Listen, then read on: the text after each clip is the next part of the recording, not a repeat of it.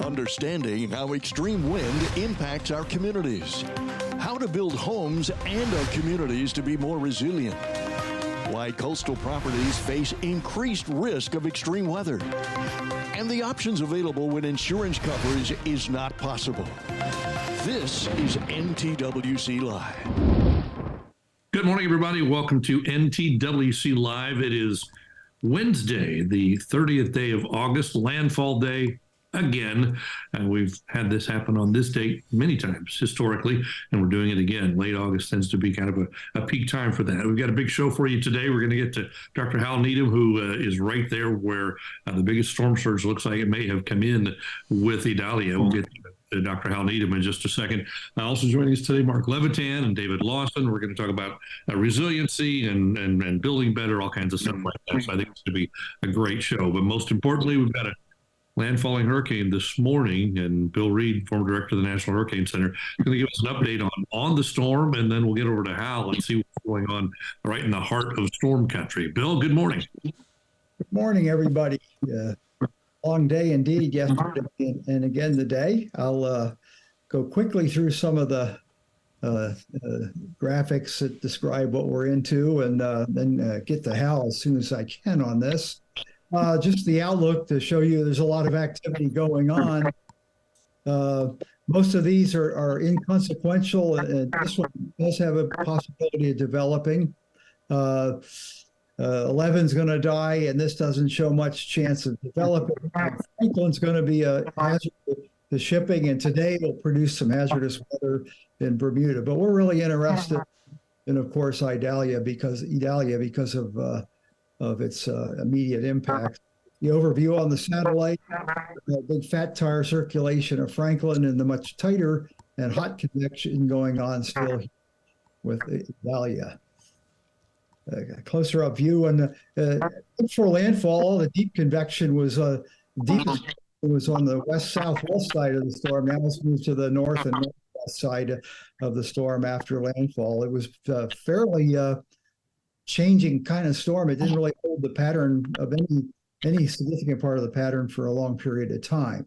It's moving rapidly inland, and apparently a lot of people are wanting to use this. It's having trouble updating. So I'll move.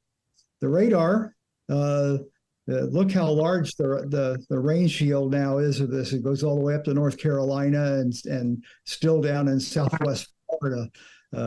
Bit of a dry slot working around the east side, so that other than wind, maybe the first coast area of Florida might not have a whole lot of weather. We'll see what happens as the day progresses on that, but still have a very obvious center, a functioning eye wall on the north side, and not much of that in the way of convection on the south side.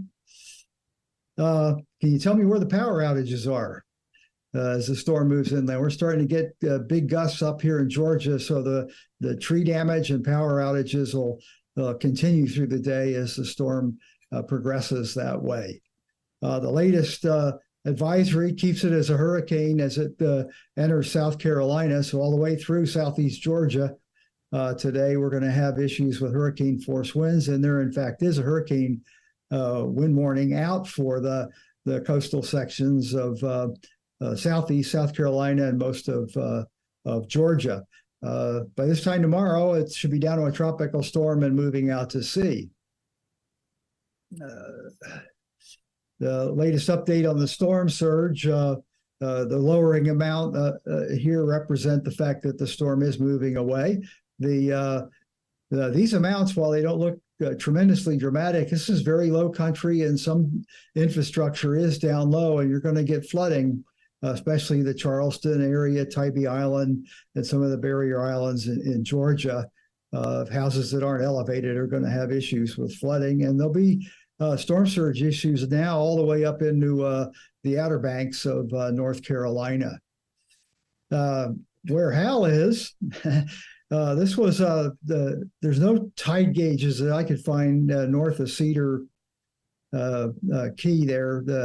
But the river gauge on the Steinhatchee River, where Hal is, was descending at landfall. They were in a tide going out mode, and bam, the storm surge hit.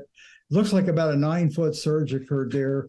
looking at the small core of max winds, I would think that between where Hal is in Steinhatchee and where the landfall point was at a place called Keaton Beach will be where the highest amounts are. And they'll probably fit within the 10 to 15 foot forecast that the Hurricane Center had out, given the fact that we had 9 feet, it looks like, where Hal is. So I'm going to take a quick break here and turn it over to Hal to talk about what he's observed on the ground there. Hal? Bill, thanks for the great update. Yeah, it was really something here. I'm here in Steinhatchee, just about maybe 22 miles to the southeast of the landfall point. To walk you through the storm, the wind started picking up, but I don't even know if we had hurricane force winds up to landfall. You could clearly see the river was running out. Like you said, Bill, there was an outgoing tide, and then you could actually see a clash of the water coming out and water coming in. I was filming a building, and suddenly the water just started flowing over the road. This surge came in so quick, you could have gotten trapped easily in 3 or 4 minutes from a road going dry to impassable. There were 4 or 5 of these low points, these pinch points that we really had to be careful for. But that was a big thing that shocked me. Just, I've seen surge come in, but I've never seen it come in this fast. It was flowing incredibly fast. And like you said, went from an outgoing tide to a 9-foot surge in a really short amount of time. Actually, to turn the camera here and to show you what I saw, there's a marina over here that took on a bunch of wind damage. But as the surge was flowing in, there was a lot of docking infrastructure and a lot of metal and moorings and all this stuff. You would actually see this big docking infrastructure behind it. It broke off with ships and started rapidly flowing here from right to left.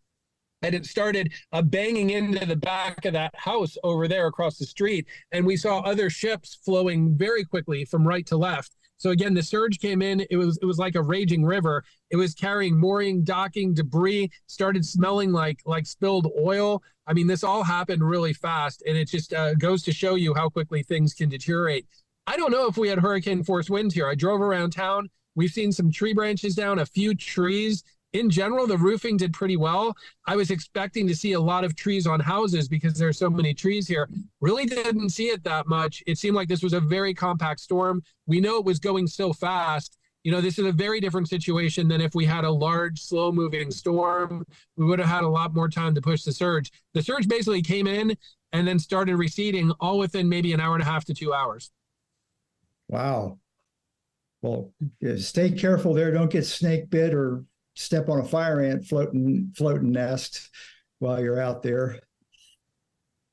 For sure. Hey, thanks y'all thanks Bill, and thanks y'all for letting me give this update. Bill, like you just said there about not getting a snake bit or fire ants, a lot of times people run into trouble in surge zones afterwards from stepping on debris or from animal bites. So definitely something to be careful about. And thanks for letting me give a field update here. You bet. Okay. The wind swath forecast, where the highest potential for damage is the red and purple in here.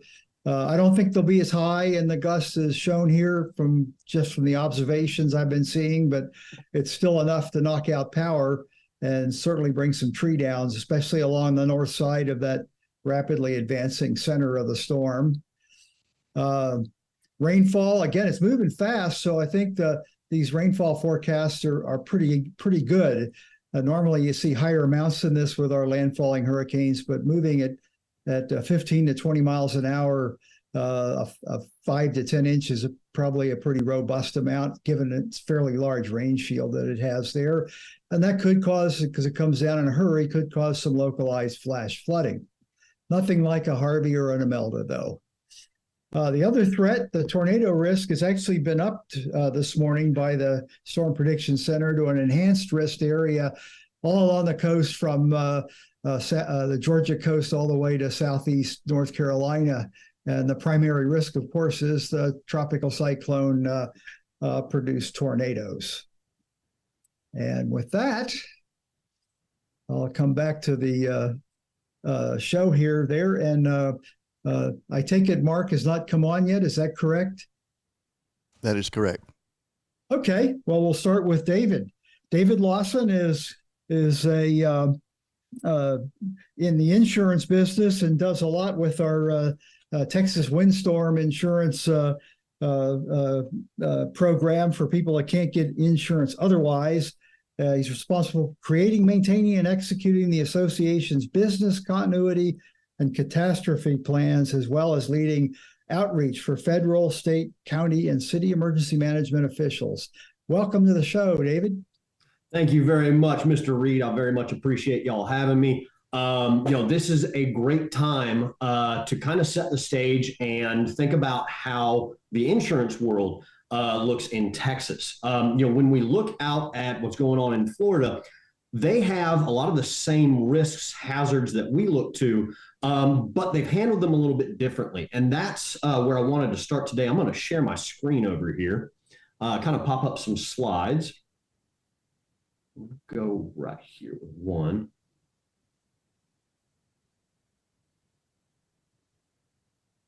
All right. Can y'all see this screen? Not yet. Okay. There we go. I think that's going to be the ticket. So as Mr. Reed said, my name is David Lawson. I'm the Senior Business Continuity and Catastrophe Plan Analyst for the Texas Windstorm Insurance Association. Here at the Windstorm Association, we fit into a insurance puzzle piece that is very unique to the 14 coastal counties of Texas.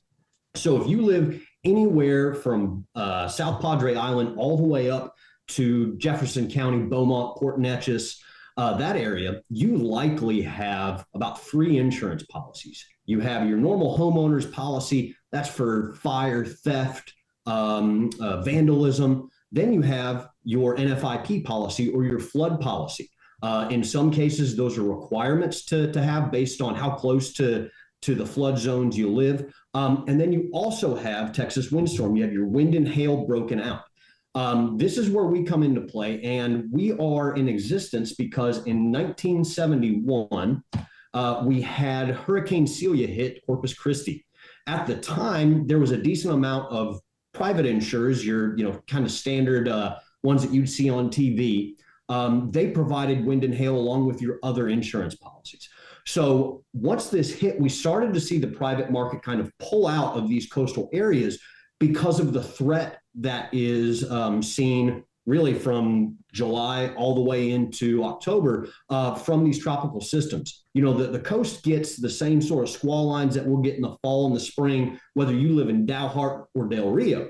But what makes Texas's coast unique is we also have to add in those risks from the tropical systems. So in 1971, the Texas legislature created Texas Windstorm. So we are not a state entity. We are not a public entity. We are a not-for-profit insurance company, a residual market insurance company that is regulated by the Department of Insurance like any other insurer would. But we're here not to compete with the market, but to be that last backstop for property owners, whether it's a commercial property or residential property, to have your wind and hail covered. And as of right now, we have about 230,000 policies throughout the coast. And that's gone up a significant amount over the last 3 years. And that's brought us to an overall insured value from the Texas coast in those 14 coastal counties to $80 billion.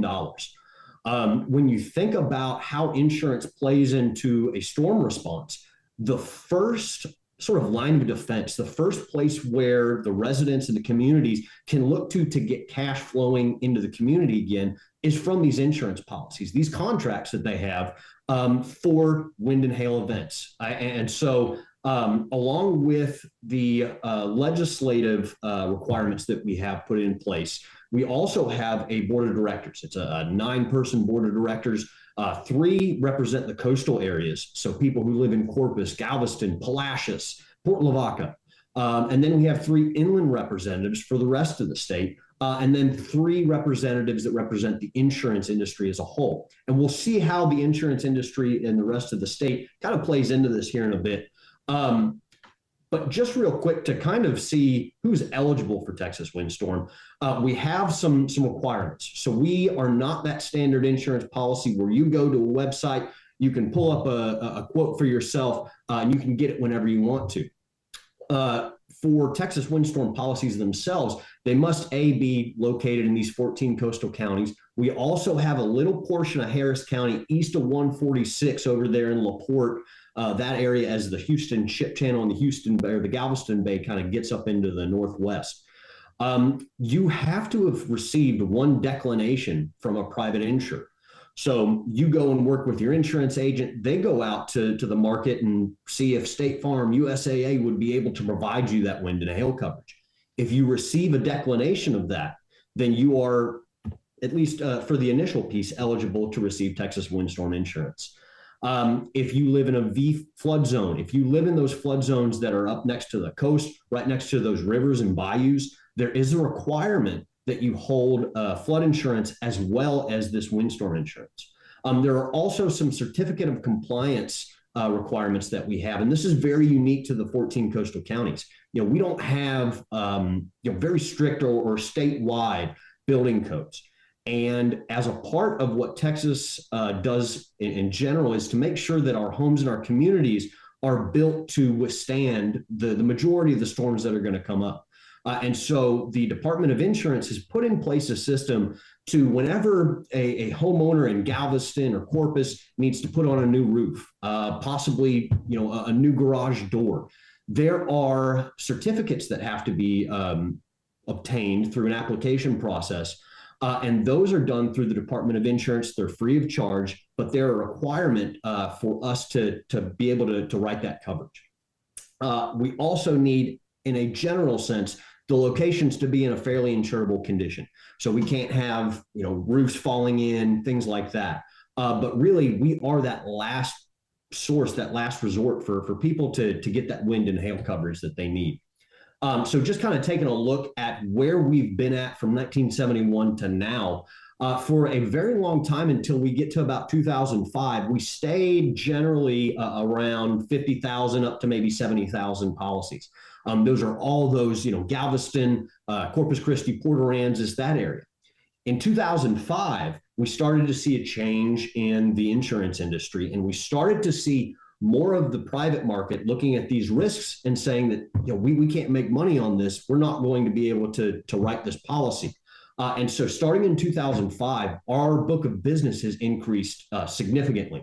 At its peak, right before Hurricane Harvey, we were over 250,000 policies. We put in place some programs with the help of the legislature to help encourage our private insurers to write some of these. And so we've seen kind of a pulling back of the increase that we saw for really about 10 years from 2005 to 2015. And we've seen it really drop back. Unfortunately, over the last couple of years, because of the loss experiences that we've seen in Florida and in some of the areas throughout the country, some of these private insurers are starting to pull back a little bit. And so over the last 2 years, we have seen a little over a 30% increase in our policies, bringing us back to about 230,000 policies. If you look at how this is broken up in the different counties, Galveston is without a doubt the heaviest area that we have our policies. If you think about I-45 going up right now from Galveston Island all the way up into Harris County, there's quite a few people there. And they live fairly close to the Houston Ship Channel and the ocean itself. So we have about 36% coming from Galveston. Nueces, Brazoria, and Jefferson really make up the other bulk of that. And then you get into Cameron County, Aransas County, and some of the other counties we have in the upper coastal bend, and then Willacy, Kennedy, Kleberg County, those areas. So that's generally where the bulk of these policies come from. And what really makes us unique is how we pay for these things. Because we are that insurer of last resort, we have a certain way of going about our funding structure that is very unique to the residual market. Any sort of profit that we make from the year, instead of that going to distribute to shareholders, bonuses, things like that, all of our surplus from the year goes into a catastrophe reserve trust fund. And if you look at this bottom little layer of the stack we have on the screen, that is basically the amount of cash we have on hand to pay claims. And it is only there to pay claims. We can't use it for anything else, and it sits there in that trust fund. But once we get above $265 million, so a storm comes in, a tropical storm, maybe a category 1, then we start getting into these other unique mechanisms we have for paying claims. And the first are public securities. So, we have catastrophe bonds. Those are issued, and we have to go. It's a fairly long process to get those liquid funds in, but we stack those against what are called member assessments.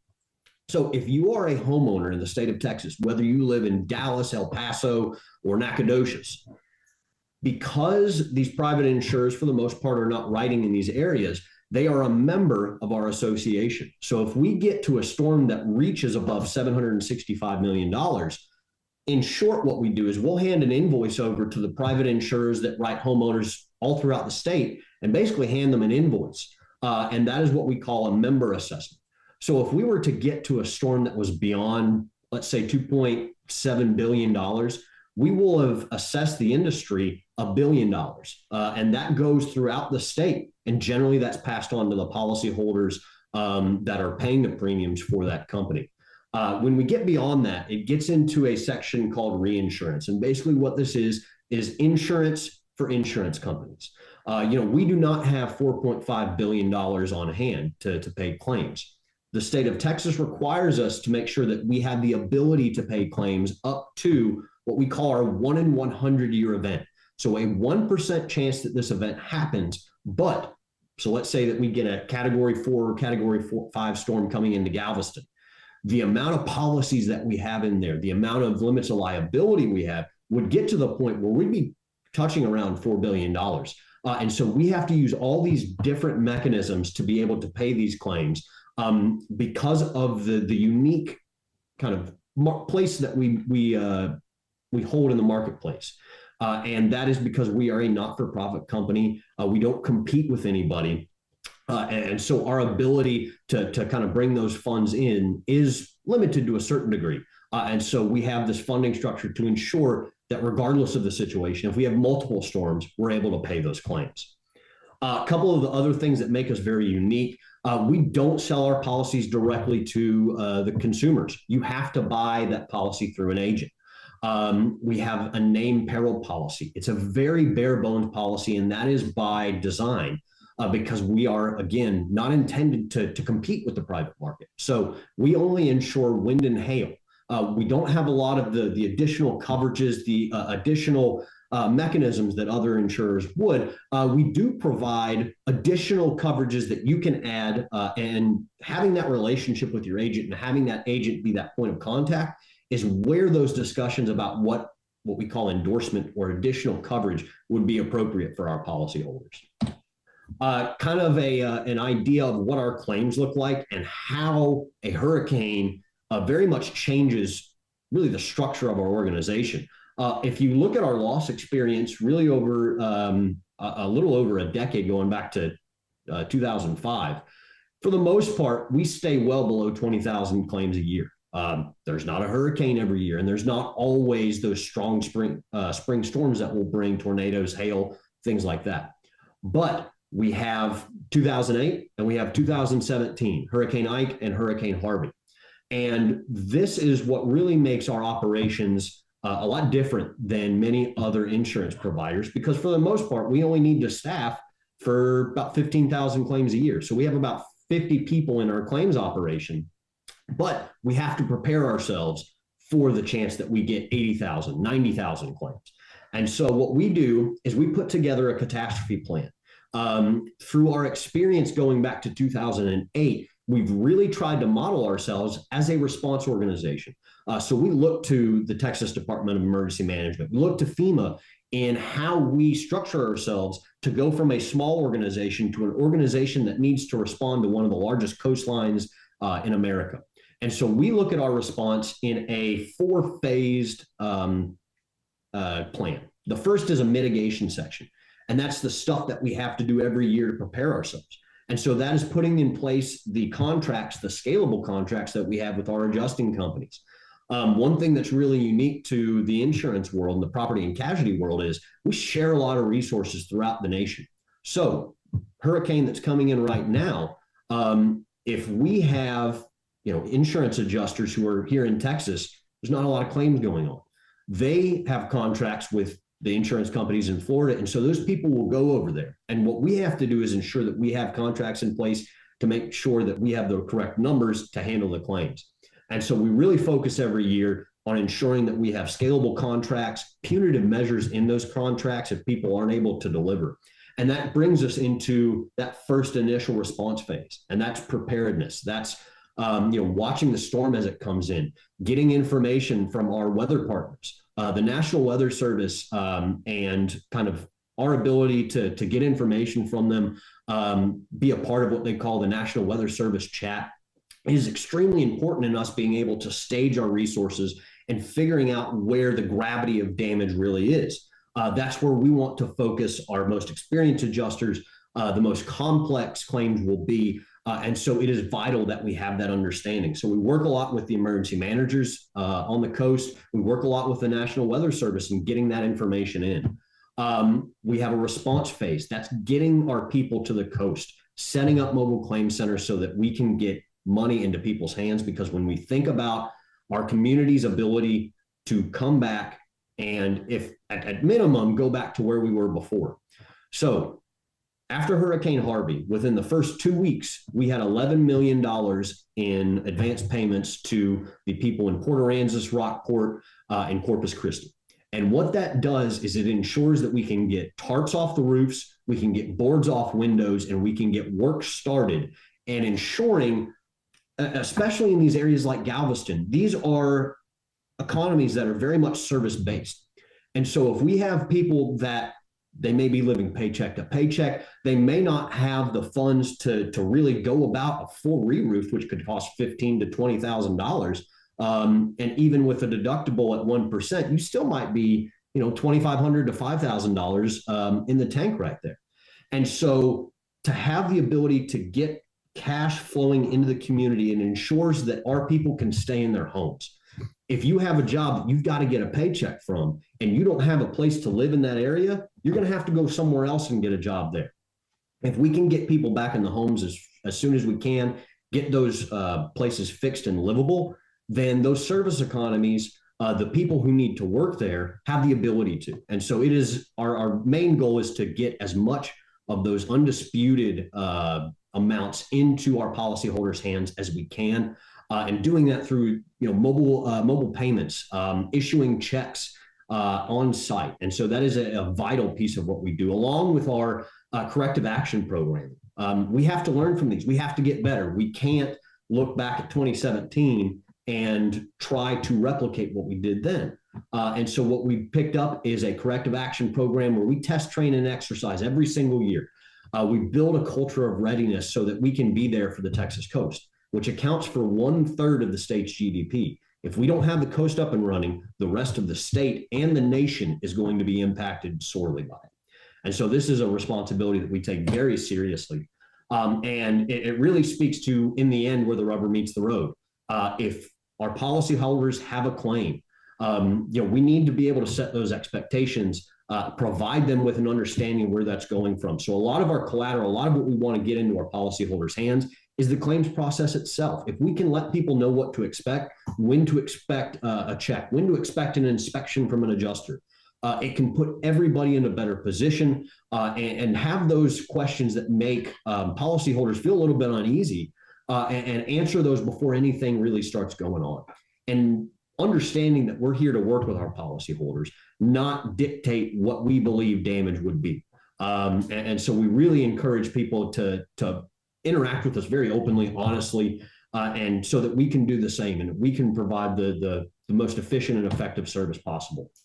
And in the end, this goes to what I'm doing here today.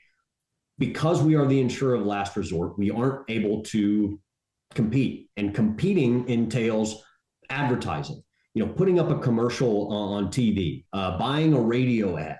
Some of these things are just not possible for us because of the laws that we have. And so we have to really look to our stakeholders and our community partners in helping us find that platform to send the message, to let people know what to expect. What are we here to do? How do we fit into the overall response? Because there's also, like we noted earlier, there's flood insurance. We have individual assistance from the state and the federal government. And so really kind of building out that full holistic picture of a response is what we try to do.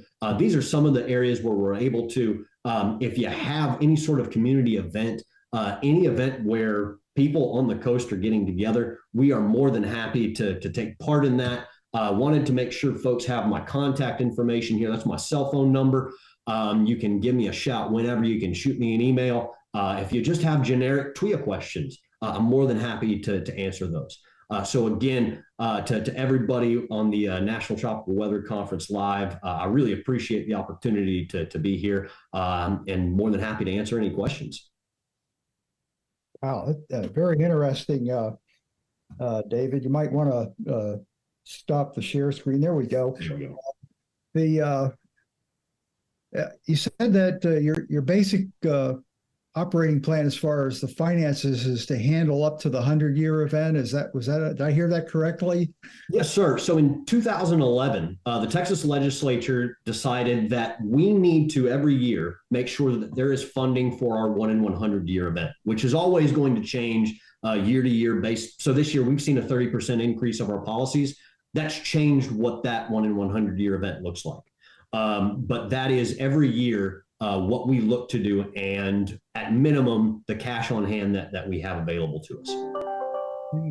So help me understand how this would work. A Category 4, a large Category 4 that's happened many times on the Upper Texas coast, unfortunately, is considered like a 1 in 500-year event by the people that do that sort of thing. What if it comes inland on the west side of San Luis Pass, such that the highest winds engulf Galveston County, where 36% of your policies are? Are we going to be faced with the same disaster at getting our claims reimbursed and having to fight over that, like it's going on in Southwest Florida after Ian? So we hope not. We have been working nonstop with our partners at TDI and the legislature to ensure that we have the resources to deal with that storm, but B, we have the ability to work with other insurance providers to really deal with the issues of storm surge and wind when it comes to that. I referenced earlier the fact that we do testing, training, and exercises, and we just got done doing a 4-part tabletop for that exact scenario, where we have the Category 4 storm going right up I-45 on the right side of it. In about 3 of the zip codes along I-45 in Texas City, League City, and Friendswood, we have about $3.3 billion of exposure just in that area alone. So we understand, especially as we get into the areas around the barrier islands and in some of the areas along the Houston Ship Channel, there's going to be a lot of instances of what we call a slab claim, where there is nothing left of the home except for the slab. And so a lot of the questions that we saw come out of Hurricane Ike were, what came first? What caused this damage, the wind or the flood? And what we've been asked to do by the legislature going back to 2011 is to develop a system that would be able to, in real time, tell exactly what percentage of this damage would have come from flood and wind. And that is done through our partnerships with Texas Tech, I believe Florida University, LSU, in developing an expert system that engages what they call StickNet, which will take real-time readings of that wind, along with flood gauges, where we also get that real time.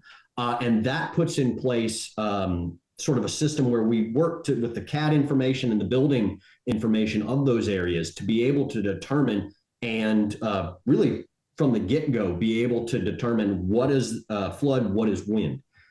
When it comes to the maybe less impactful claims, so let's say a tree over your roof, a tree through your window, something like that. Our scalability plan and our ability to scale our insurance adjusters is focused on getting out those initial payments as soon as possible. And so we've been working with the emergency managers to really understand how we can get as many of our adjusters to those areas of damage quickly so that we can get that report back inside. And in general, after Hurricane Harvey, it took 10 days from the time that claim was open to the time that it was paid out for us to close those. And so that is our true focus. Internally, we are we're really, really dedicated to the idea of getting it right the first time. And so the way that we intend to address those sort of large scale incidents is by throwing thousands and thousands of people that we've already had trained. Every single year we train our adjusters, our claim examiners. Believe this year we've trained 7,000 of them to ensure that they have our expectations. They understand where we can and can't work with folks, and how this is going to end up. And so my entire life is basically dedicated to that planning for 1 in 100 year, that category 4 into Galveston. It's not going to be in any way, shape, or form a fun or pleasant experience, but we have really focused ourselves in the last 10 years to ensure that we have the resources, we have the ability to communicate, and the folks on the ground, especially the emergency managers, know what to expect from us, and we understand what to expect from them. That sounds like you got a good plan to try to deal with it. It's never easy.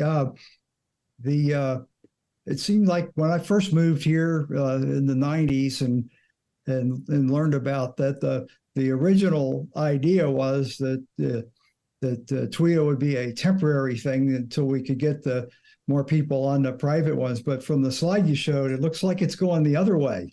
That's right. And insurers are bailing out. And it's a really interesting balance. And this is played out throughout the coast. Florida does it a lot differently in that, when you live in Florida, you are getting a lot of that, wind and hail, your standard insurance from one company. They're able to kind of package that through what's called Florida Citizens. And it's that same residual market. However, Texas has decided to, kind of separate that out a little bit more. And what's happened is, while we've tried to encourage private insurers to come in, and especially when you think about Friendswood's quite a bit of ways from the actual coast. It's fairly isolated from the Houston Ship Channel. And that's an area where we started to see those policies, what we call, get depopulated.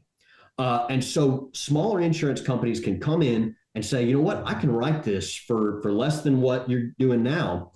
The problem is they also have policies elsewhere. And so what we've seen, especially last year, is we saw a couple insurance companies become insolvent.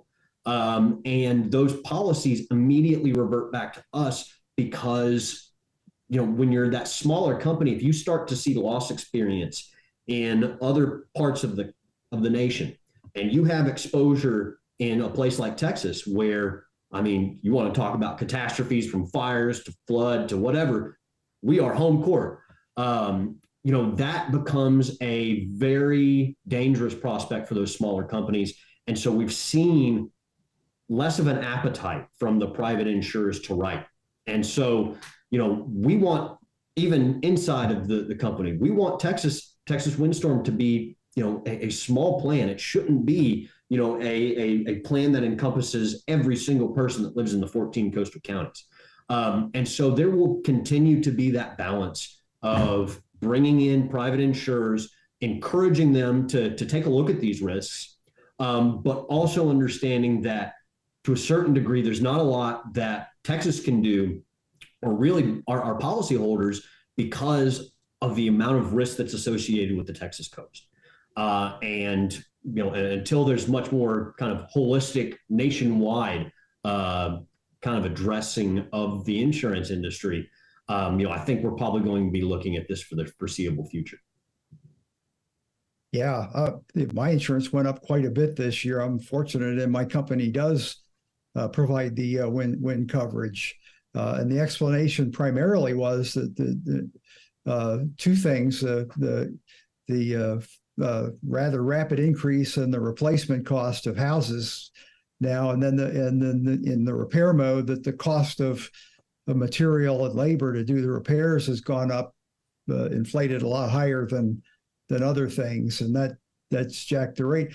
And that kind of brings me to another question that another insurance person was arguing with me about, was that you guys get like an advisory board of experts that say you need to have, your rate structure is okay, or you need to raise your rates. And this year, apparently, they recommended a fairly significant raise in rates, which to my friend made sense given what's happening to his company. And yet the legislature turn you down on that? How's that affect your ability to respond? So that was, this is again one of the sort of annual ebbs and flows that we run into with windstorm. So this year, we actually every year by law, we have to make a rate filing to the Department of Insurance. And that rate filing is dictated by our board of directors. And so the board of directors is looking out to our actuaries and to our reinsurers to try to understand, all right, so we have our premiums coming in at this rate based off of the number of policies that we have and the anticipated loss experience for this upcoming year, how what they call actuarially sound are these rates. So our board has the ability to go in, take a look at the recommendation, which I believe was 5% from the reinsurers and from that recommendation to the board. The board of directors were actually the people that voted no on that decision. And so our board of directors decided that it was not necessary to take that 5% increase. And I think the reason why there would be that sense or that idea is that the rate indication for our residential and commercial policies are generally higher than what we offer. So in the past, let's say about 3 years ago, we were looking at those things being in the teens. So 13%, 17%, and in some cases higher than that. We have retired an incredible amount of debt in the last year, and that has really changed the rate indication for our residential and commercial policyholders to where it's not as much of a disparity as it was previously. And so for this year, the board of directors said, you know what, we don't need to make that 5% increase. But every single year, there's going to be that report from our actuaries saying, this is what we're looking at based on the loss experience, based on projections, and based on your policy in force counts. This is what we should be charging. But that doesn't necessarily take into account the entire picture of what we look at. The first slide that I showed was the 3 insurance policies. That's an incredibly expensive endeavor for people living on the coast. Now, I'm a fairly recent first-time home buyer, and when you're looking at the prospect of purchasing an NFIP policy, a TWIA policy, and a homeowner's policy at the same time, that's a daunting prospect. And so there are certain things that our board, they're able to take into account when they look at that. So we're not just looking at those actuary rates. We're trying to take into account, what does the community look like? What does the community really need from Texas windstorm? And so our board is looking at it that way. But there is, a constant kind of back and forth between what our actuarial rates look like versus what we're able to charge. Yeah. Well, I hear you on the higher rates here. Our property in New Mexico is roughly the same value as here, and I pay about 1/4 the premiums for the same coverage there as I would here. And that's that sort of loss environment that we live in, the Texas coast. And when you look at, at the federal level, when the Department of Department of Emergency Management is trying to get federal funds into Texas, the attachment point for those federal funds to come in, I believe, is somewhere around $46 million for that community, for that ask. It is by far the highest out of any state to reach that sort of checkpoint for federal funding. And I think that's also an indication of we just live in a very, very risk-heavy environment here, whether you live, in South Texas, the coastal bend, even here in Austin. My homeowner's insurance rates have gone up about 20% over the last few years. And when you look at building materials going up, and when you think about, and a lot of this has to do with your mortgage. My mortgage company dictates that I have to have insurance and I have to have 100% replacement cost for my home. So when I first bought this home, the replacement cost, let's say, it was $175,000. We look at how inflation has impacted hardy plank siding, felt, every piece of building material that you could look at. While we've seen it drop back down, thankfully, that cost to literally buy the 2x4s, buy the sheetrock, that has gone up significantly. And that's why we're seeing that sort of push and pullback between these massive increase in private insurance rates and what they're able to do every year. And so it's that delicate balance of what they're able to do, what tools they have at their discretion. And that's where, TWIA is much different in that, we don't have a lot of those tools. And so, we are very much a unique beast when it comes to the insurance market. Great. Well, thanks a lot, David. Hang with us if you can. Absolutely. Mark Levitan has found his way into our maze of the Zoom world, and a quick introduction for Mark, and then we'll chat with him a bit. Dr. Levitan is a lead research engineer for the National Windstorm Impact Production Program that's run out of the NIST up in, I think it's Rockville in Maryland. Gaithersburg, close by. Close by Gaithersburg. I should know that. I lived in Germantown for a while, but I first got to know Mark when he was at LSU and chasing down hurricanes with mobile sensor units. Do you miss any of that?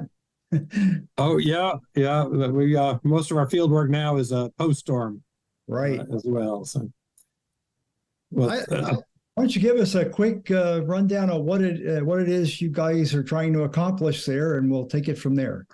Okay, sure. Well, and apologies for being late. We got mission assigned at NIST yesterday afternoon from FEMA to develop a estimated wind field using the surface observations. And I had a call from FEMA just as we were starting this. I had a call from FEMA. I was dealing with something on there, so I apologize for being a few minutes late. But I glad to be able to join here. So at NIST, at the National Windstorm Impact Reduction Program, our mission, as congressionally mandated, is to produce major measurable reductions of loss of life and property due to windstorms. And so this is a multi-agency program led by NIST, the National Institute of Standards and Technology, but also including FEMA, NOAA, the National Science Foundation, and then we coordinate with a whole raft of other federal agencies as well. The range of things that we do is we study. We don't make standards, despite the fact that we have standards in our name, except for some federal cybersecurity things. We don't write standards. Building codes and standards are the purview of the private sector, right, in this country.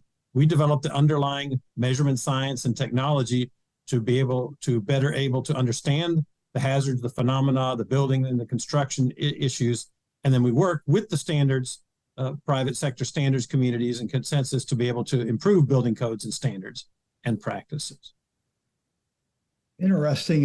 How long have you been there now?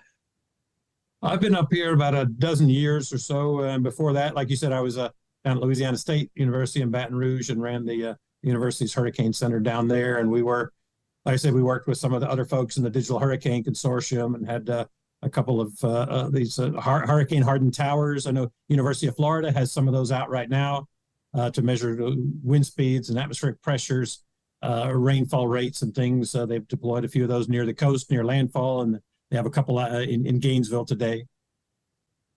Interesting. So when you work with people that actually do work on the setting the standards on there, one question that I keep getting asked, and I have no idea where it came from, that with the building standards, they're always quoting the wind in 3-second gusts. Where did that come from? Yeah, that's if you dig back into the kind of the history book. So for a long time, we used to use, at least in engineering definition, something called the fastest mile wind speed, right? And that had to do with, years back, decades ago, that was the nature of the way that we recorded wind speeds, right? It's a physical anemometer, and how long does it take for the length of wind it takes for the anemometer blade to make a certain rotation, right? And so that was a measurement, is basically the average speed it takes a mile to move past a mile of wind to move past the anemometer, et cetera. But even then, until we've moved more recently to electronic measuring and sonic measuring devices, anemometers have a significant response time because they have to speed up. There's a gust that comes, it has to speed up, it has to slow down. And so you don't, any readings that you get looking at historical data from anemometers, you're not really getting a peak instantaneous gust. because that peak instantaneous gust happens, it takes time for the anemometer to spin up and spin back down. And so basically that's where it has to do. It has to do with the response times of anemometry and things. Is that it has to do with, well, that's what was kind of think that's what we're probably measuring with anemometry. That's either, you know, the prop or the cup type anemometers. Huh, that's interesting. I did not know that. Something new every day. Yeah.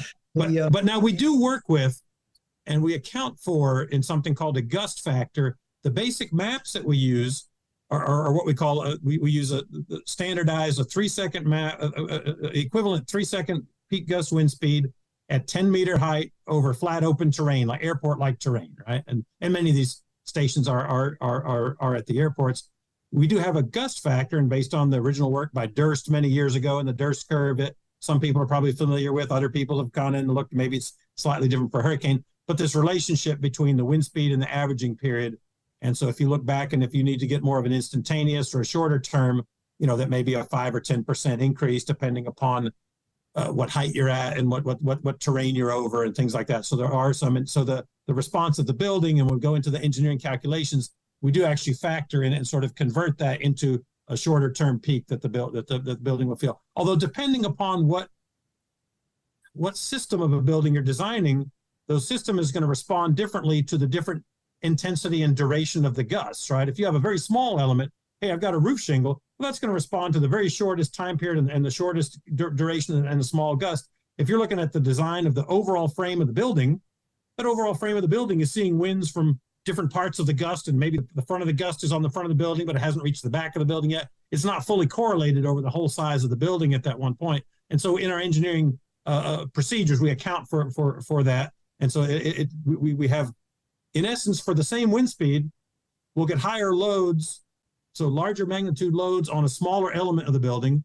And then that same building, if we're looking at the whole building, like a big building system that's covering the whole building, because it's sort of temporal and spatial averaging effects, we don't get that same highest gust at that same time. So we get some lower loads on the roof if we're designing the roof as part of the whole structural system, as opposed to, hey, we're just designing an element of the roof. What are the connections that we need for an individual piece of plywood, or what are the connections that we need for the shingles and those sorts of things? So that's all that's buried in the engineering calculations. I will also mention and take the opportunity, and perhaps some people have seen some of these products that we put out that are developed for FEMA. So we'll put out basically a swath map. Our first release will be out tomorrow. This gets posted on the FEMA disaster geo database, as well as the NSF, the NERI Design Safe portal. And these would be basically a swath map of the estimated peak wind speeds, but they're in engineering terms. They're 3-second peak gust over open terrain, because that's, you can directly compare those to what's in the wind speeds we use in modern building codes. It's different, and we always get a lot of questions from meteorologists. Wait a minute, that's different from what we're seeing from the Hurricane Center or whatever. And they're talking about sustained winds over open water, or then maybe they report some peak gusts. But oftentimes those peak gusts in real time, they're being reported. They may or may not be from a standardized height, right? Oh, this anemometer was at some fire station that was higher or lower, and maybe it's on the roof of the fire station. So you're really measuring the wind over the roof of the fire station, which is very different from the wind in in other locations. So when you see, if you come across and you see these maps that are produced by NIST, you'll notice that, hey, the wind speeds are a lot different. The other thing is we're trying to fit just an engineering-based wind field model to the overall observations in the impacted region. So we can't ever pick up any kind of localized type of events. It's not a meteorological model. It's an overall engineering sort of vortex model that's an idealized. And so we're trying to fit the overall pattern. And so what we're picking up there is different, as opposed to the Weather Service and the media, which pick up, oh, let's find the biggest number we can find, and that makes a good story, right? So. Yeah, and then we always get barked at because we never find a wind measurement that matches what we were forecasting. Right, but still, hey, maybe there was, with radar, right, and with the satellite products and all kinds of things, you're seeing a much bigger field. And we did see here we got a dropson measurement, we got some big measurement someplace, and the nature of the hurricane, the Saffir-Simpson wind scale is we're going to pick up what the biggest measurement was, right? That's how it's defined. And if we only the data that we use to make these engineering wind field models, which are used by FEMA to drive their hazardous loss estimation software, is, hey, we just have, maybe a few dozen anemometers, right, in anemometer readings in the location. Of course, the ASOS system often goes offline. The bigger the winds, the higher the wind speeds, because we don't have backup power and there's communications issues. So the higher the wind speeds, once you get above Cat 1, oftentimes the ASOS fail to report. And some of the buoys sometimes. We have some other sectors from university weather flow, private sector, so we try and fill in as much as we can for those. But still, you have anemometers at maybe a few dozen locations, and what are the chances that a few dozen locations spread over half a state or something picked up the highest wind speed? Very low, right?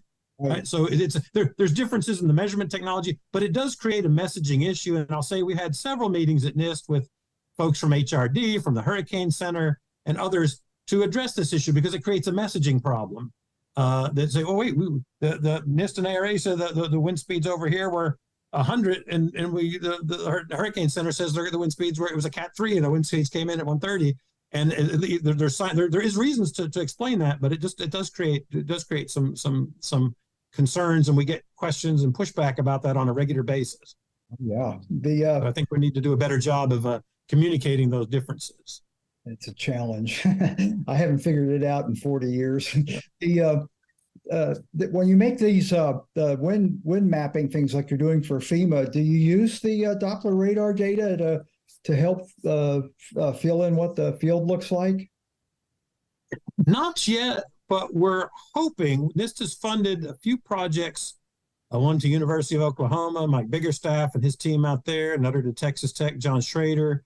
And both of those groups have made significant advances in the last couple of years under their grants of being able to take the radar data up at elevation, et cetera, and to bring that down to surface level and to bring that down to more equivalent what we could get where we would. So perhaps in the future, we will be able to bring in some more of that data. But we have some really exciting new research that was presented on. We had a disaster resilience symposium last week. And if anybody wants to email me, I can send out. They'll be posting the videos from those presentations online within the next 2 weeks. But some really breakthrough kind of work, both at Texas Tech and University of Oklahoma, to be able to do just that, is to bring these radar elevations and bring those down, and to be able to correct for the terrain and those sorts of things, so that potentially in the future we might be able to start to do that, especially with dual Doppler is really what we'd need. If we don't have with a singular Doppler, we wouldn't be able to do that.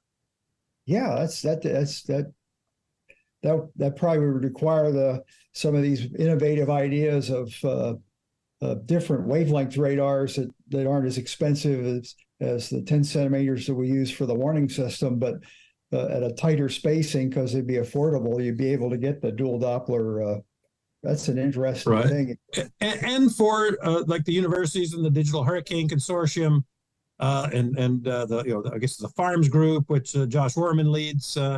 It's at University of Illinois now, right? And Texas Tech and University of Oklahoma, Alabama, Huntsville. They have some of these mobile assets, right? And with the radar trucks and those sorts of things. And so that's how they've been able to show that during multiple previous hurricanes. My understanding, I don't know that any of those teams were out for this hurricane making landfall as we speak this morning, but many of the other storms in recent years, and that's a lot of the data that they were working with for Ida last year and some of the other storms. Fascinating. Hey, Tim, you got some questions coming in. I've left you out. I apologize. No, this has been a fascinating conversation. I've enjoyed my laid-back chair here so I can listen in to all the great questions and answers from both Mark and David. We appreciate that. And we are coming up on the end of the show. Biggest comment online was, how's Hal doing? Folks who joined in late, and all of our regular Florida viewers are with us. So glad to hear they're doing okay. But no, we're good on this end, Bill. So if you want to close with any final thoughts or any questions for these guys, then we'll wrap up the show. Yeah, I guess for Mark, since you didn't get much time there, how do you view the science of measuring in the field now as compared to when you were doing that at LSU? Do you think we've made some strides forward on it?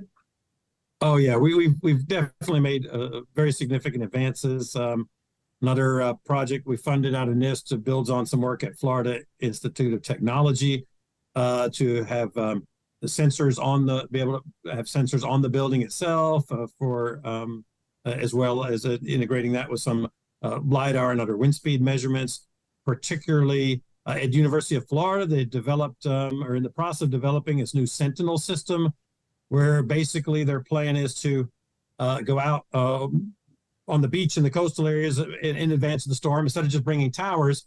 And they have a special type of a monopole system that they would auger into the ground and have multiple heights to be able to get measurements right on the coast. In some places like Louisiana, right, you just can't get close to the coast because what is the coast and the wetlands and things, so be able to drill down but also have surge sensors. And so they've been developing that, and I think hopefully they'll be able to that'll be ready to deploy next year. So we've made great advances. A lot of the universities, when they're out with their mobile measuring devices, have real-time connections, right? There's real-time data being posted right now on the WeatherFlow website from the University of Florida towers. So you can see those research towers. They've got 10 or 15 meter towers with anemometers at multiple heights. So you see some of the even profile changes in the ground. Yes, our technology, at least for surface level measurements and response measurements for pressures and things on buildings, have certainly come a long way in the last decade or so. That's great. Any last thoughts, David, before we close it up? No, that's the things that Mark was talking about. That is exactly kind of the information that we plug and play to figure out, hey, how are we going to pay this claim? What are we responsible for? So this is a great little crossover here. And again, I really appreciate y'all having us here. Anytime. Thank you. All right, back to you, Tim, to close us out. Thank you, guys. David, Mark, we appreciate you being here today and the insight. Again, it was fun to just kind of sit back and listen today and take in information and learn a lot. So thank you. Bill, thanks for your insight. We appreciate that, as always. Great questions. And thanks to Hurricane Hal from CNC Catastrophe and also from his podcast, GeoTrek Podcast, for joining us from Steinhatchee, Florida. I was calling it Steinhatchee. He's there, called it Steinhatchee. So I'll go with that, whatever it is. So we appreciate that. I want to thank our sponsors who make these programs a reality each and every week. We're here. USAA. Thank you, USAA, a part of everything we do with the Storm Science Network and the National Tropical Weather Conference. South Padre Island, Texas. Have you been to South Padre lately? Now's a good time to go. Summer crowds are gone. You can get things at good rates and enjoy the quiet beach. It's nice. The Weather Company, a lot of those great graphics you see on TV stations all over the country coming from the Weather Company. We appreciate their support. And finally, Weatherboy providing basically scholarships for college students to come to the National Tropical Weather Conference every year. We appreciate that. So thanks to all of our sponsors. Next week, we're going to talk about the 1900 Galveston hurricane. Of course, Dr. Hal Needham is one of the experts on that. Bill Reed, right there in the middle of it. And also Dr. Laura Myers will be with us to talk about that next week. That's next Wednesday at 10 a.m. Hopefully we don't have any other landfalling storms between now and then. So that's it for this week. Thanks for joining us. We'll see you next Wednesday at 10. Bye-bye. We hope you enjoyed this episode of NTWC Live Hurricane Center Podcast. If you did, head over to Apple Podcasts and leave us a 5-star review. And join us next week. This is